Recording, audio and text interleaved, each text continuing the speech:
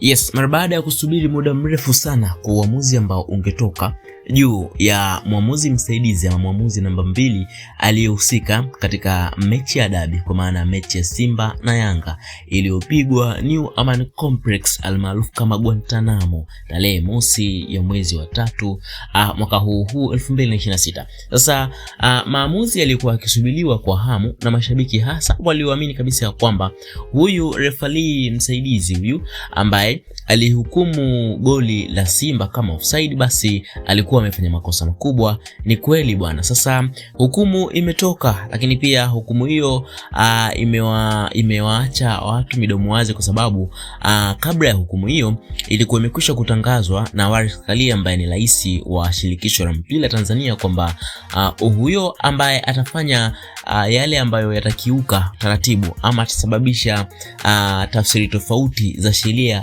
ya mpira wa mguu, basi atafungiwa maisha kujihusisha na mpira, lakini pia atakuwa ameingia katika changamoto ya kupelekwa mahakamani. Sasa wengi walisubiri hilo litokee, lakini cha ajabu haijawa kama ilivyokuwa au kama walivyotarajia. Badala yake kuna baadhi tu ya adhabu ndogo ndogo zilizotolewa hapa. Sasa moja kati ya adhabu nitakupitisha kwenye matukio mbalimbali na adhabu zake, kama ambavyo kamati ya uendeshaji na usimamizi wa ligi kwa maana bodi ya ligi Tanzania TPLB ilivyoweza kutoa adhabu hizi. Katika kikao chake cha Machi 4 mwaka huu ilipitia mwenendo na matukio mbalimbali ya ligi na kufanya maamuzi yafuatayo.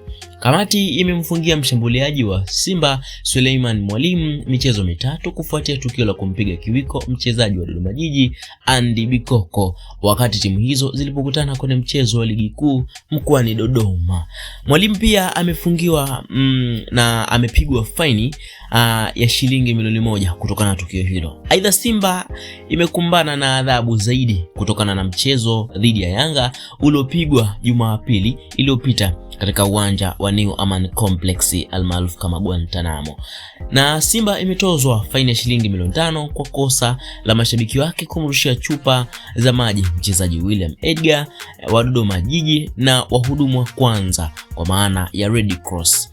Lakini pia imetozwa faini ya shilingi milioni 5 kwa kuingia uwanja wa Azam Amani, uwanja wa Amani Zanzibar kupitia mlango usio rasmi, na imetozwa faini nyingine ya shilingi milioni 5 kwa kukataa kutumia chumba rasmi cha kuvalia na kutumia chumba cha mikutano ya wanahabari.